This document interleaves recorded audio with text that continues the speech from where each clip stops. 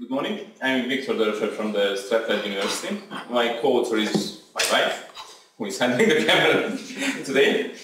And what we started to think about is that knowledge is probably not everything how we deal with the reality.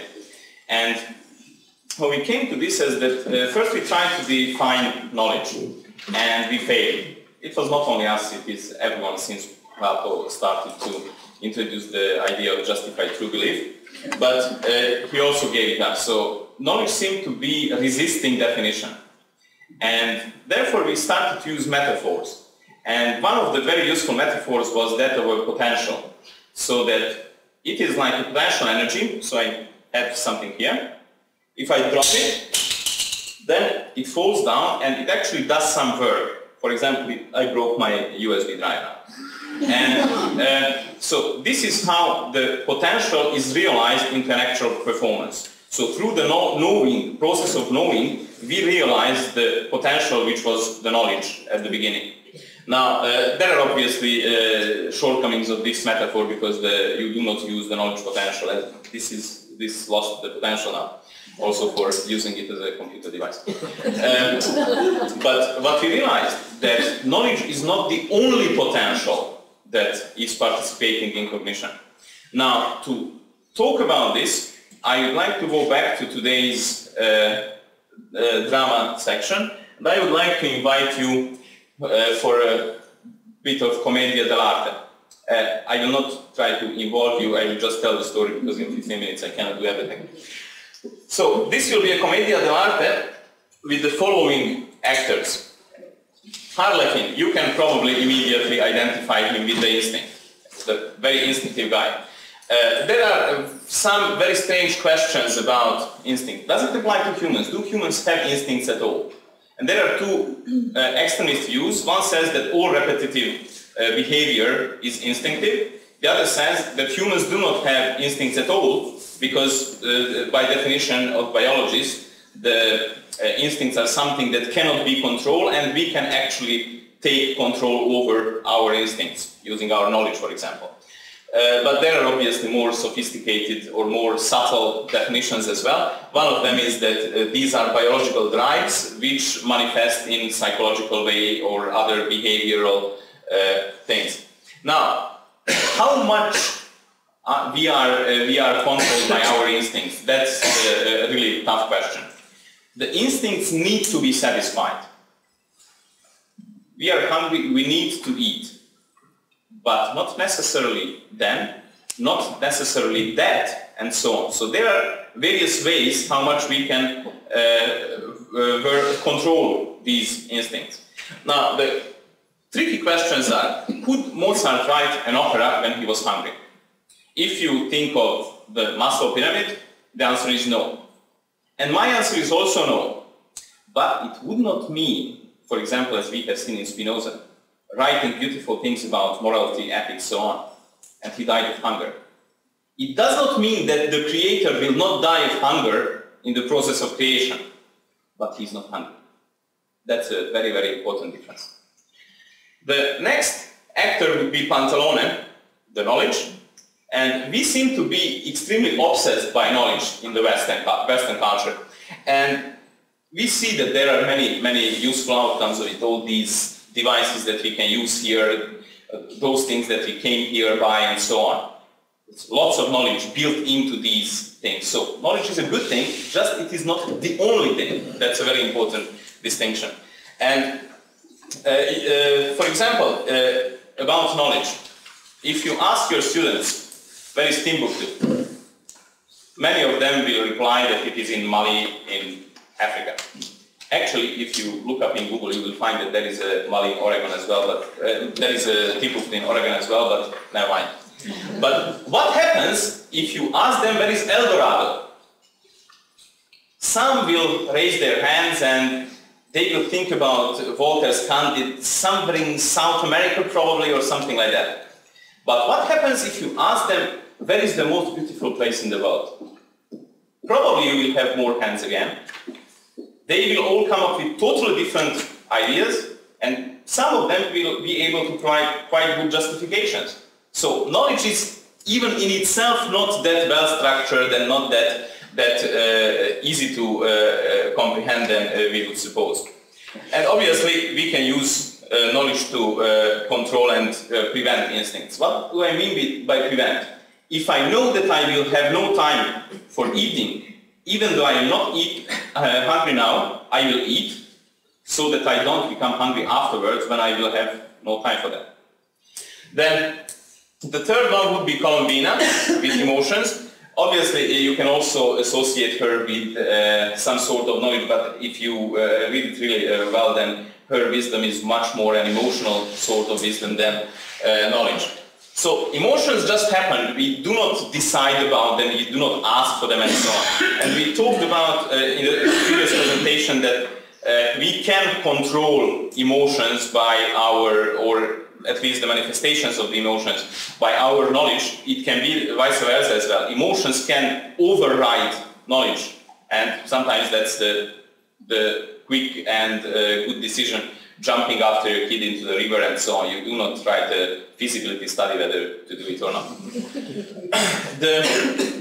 There are things that are simply too important to leave it for decision to knowledge. Who will you live with? Where will you work? These are not things that you would leave for knowledge, okay?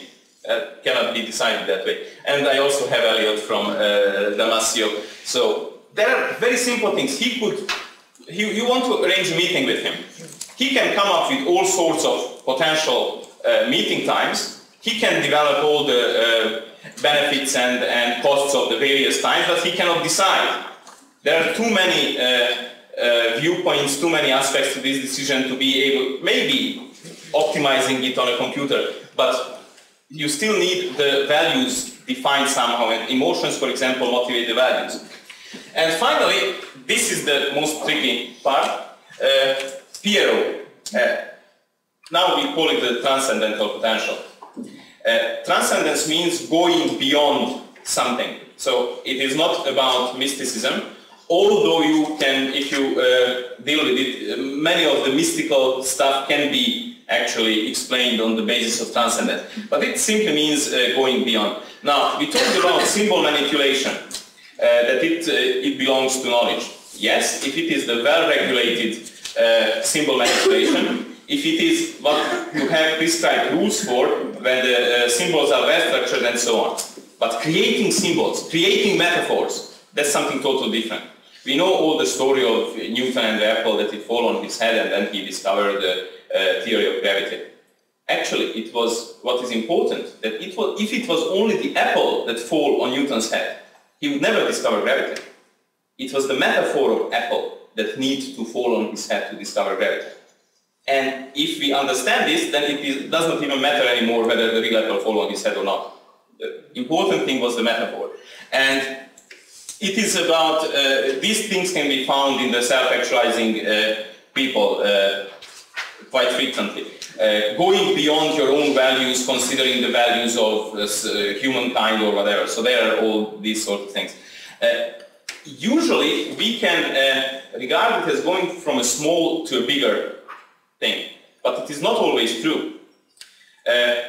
Michelangelo wandering the mountains of Carrara, finding Ramar.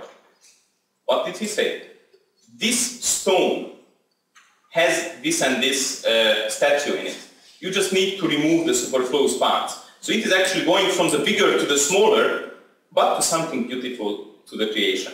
So you will see that creativity is always associated with the transcendental potential. So what do these four players do now? They have some rules of their activities. We defined two types of processes or two types of actions of these four actors. And I don't think that you will really realize, but there is a river and there is a lightning. The slow process and the instantaneous process. The slow process is what? Obviously, the feelings, as we heard that they are very distinct from emotions. And I see feelings being really the somatic markers. So that the bodily things are the feelings. So these are these messages from our body. Knowing as a slow process all sorts of knowing processes, learning, applying knowledge to something, rearranging your own knowledge, thinking about something, then it is without external input, sometimes it is with external input and so on. And then transcending, for example, as I said, transcending your own values, but it is also about cognition of other people. Then you are transcending yourself in terms of individuality, and that's you obviously know that the dynamic psychology started by Maslow, but much fewer people know that there is another movement or age of psychology started by Maslow and Stanislav Grof. It is the transpersonal psychology, and that is about including others. So this is really about that sort of transcendence I'm talking about. Now, what is the instantaneous process? It is intuition.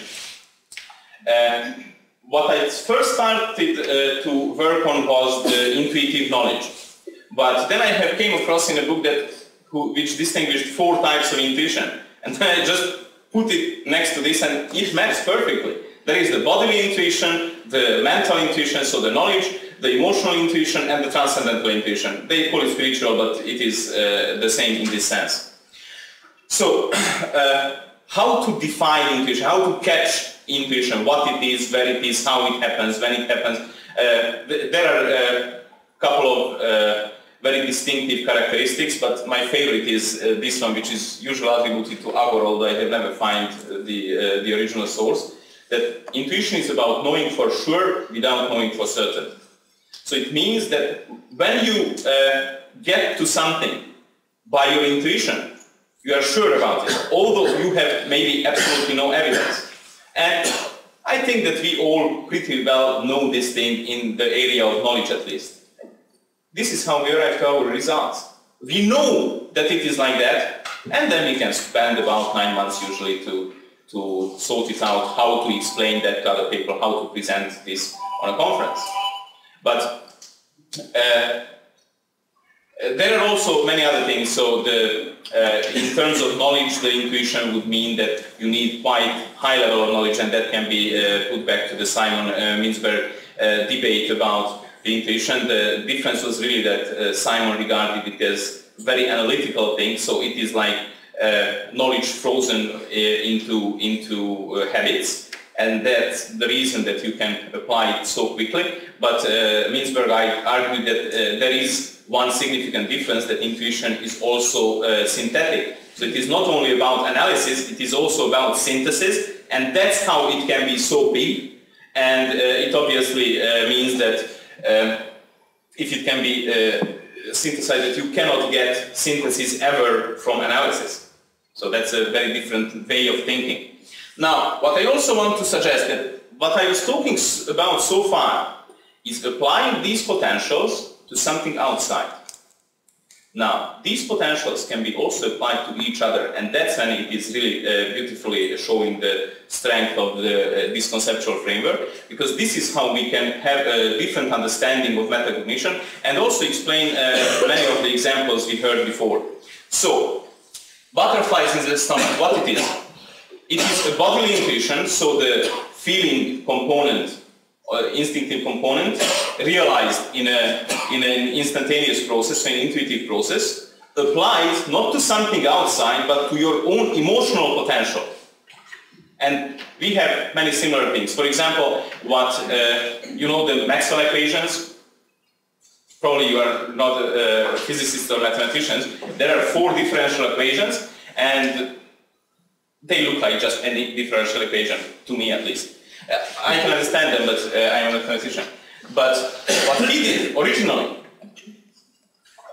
there were lots of evidence and theory which supported the 4 equations, but one component was missing if we compare it to what is there today. And then Maxwell said, this is not beautiful enough. We need to add this component, and that's how it can become beautiful. And obviously the later research showed that he was right. Now, the theater for this commedia dell'arte is the memory, and I will not go really into much detail. There is one problem that we did not really solve yet. how the transcendence could be stored or how it is. We like to think about it as rearranging pieces of memory. And what governs this whole idea is the freedom.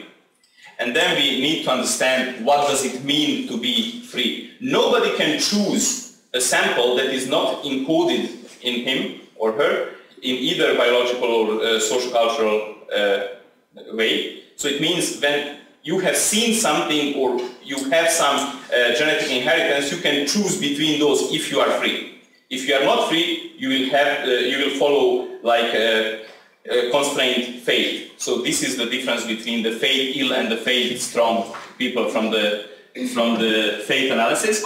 And finally, this is just a picture how this will work. So free people can choose in each situation how to mix these four potentials, how to apply them to each other. It does not necessarily mean that it is a conscious thing, but fatal people will always do it the same way. Thank you very much.